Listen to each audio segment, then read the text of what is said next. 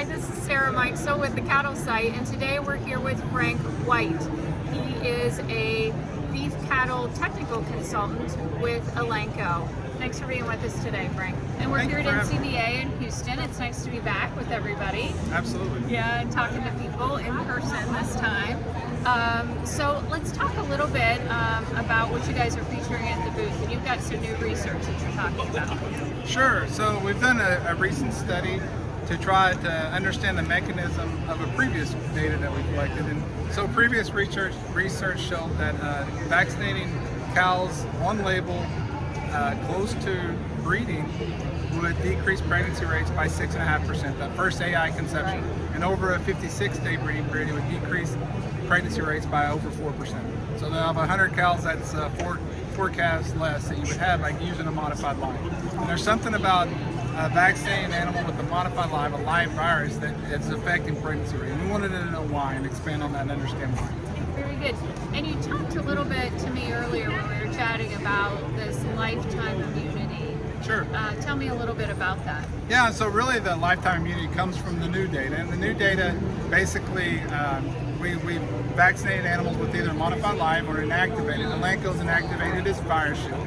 And we looked at the mechanism that was causing that decrease in pregnancy rate that I talked about. And what we found is you get a decrease in progesterone.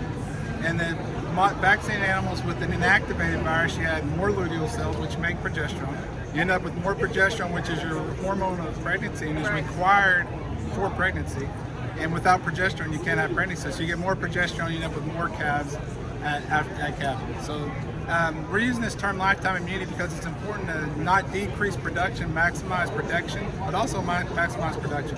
So it's important when you're vaccinating your cows to set them up with a modified live. The modified live gives superior protection. That's well documented. So you give them 2 modified lives, one at branding, one at, let's say, preconditioning time, weaning that time.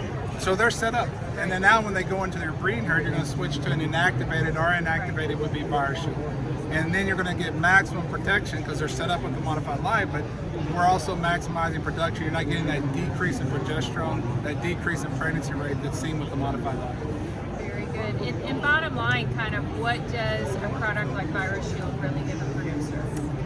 So the key there is protection. I think it goes back to what we just talked about, maximum protection and also maximum production. So we're able to maximize the number of calves we have, right, and but also maximize protection of those cows. So, right, and it sets them up, as you said, for their whole lifetime.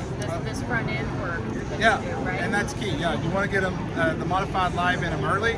They're protected. They have the memory cells. Then we're going to boost them with the killed once they go into the breeding herd. And that's really been the paradigm shift. Has been not continuously give them modified lives, and that's been really a change for a lot of veterinarians, a lot of producers. But now that we have the mechanism, we understand why and why that's critical. Right, and that's why this research, it sounds like, is so important to really explain why it works that way. Right? Absolutely, yeah, exactly. Now we not only do we have, yes, there's a decrease in pregnancy, but we can go back and say why it is, and understand that there's something going on with the immune system that's interfering with pregnancy, and we know that has to do with progesterone. Very good, Yeah. excellent. Well, thank you so much for all the information today, Frank. Yeah, thank you. Very good. This is Sarah Mikesell with the Cattle Site.